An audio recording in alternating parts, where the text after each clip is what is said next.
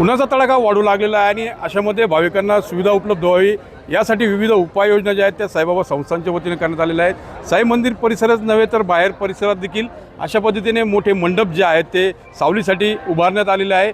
द्वारकामाई परिसर असेल त्यासोबत चावडी असेल आणि प्रत्येक प्रवेशद्वार आहे त्यासमोर हे शामियाने जे आहेत ते उभे करण्यात आलेले आहेत। काही ठिकाणी कायमस्वरूपी देखील व्यवस्था जी आहे ती करण्यात आलेली आहे।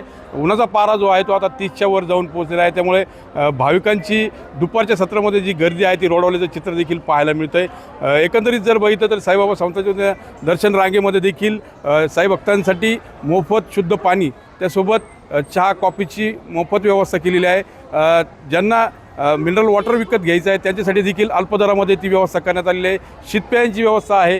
अशा सगळ्याच उपाययोजना ज्या आहेत ते साईबाबा संस्थांनं केलेल्या आहे। खरं तर उन्हाचा जो तीव्रता वाढत असल्यानं जे भाविक आहेत ते देखील आता दुपारच्या सत्रामध्ये दर्शन घेण्याऐवजी सकाळी आणि सायंकाळच्या दरम्यान दर्शन घेतानाचं पाहायला मिळतं आहे। शिर्डीमध्ये दररोज हजारो भाविक जे आहेत ते साई दर्शनासाठी येत असतात आणि उन्हाळ्याच्या पार्श्वभूमीवर जे गालीचे आहेत पायांना चटके बसू नये त्याची व्यवस्था देखील ठिकठिकाणी साईबाबा संस्थांनी केल्याचं आपल्याला पाहायला मिळतं आहे।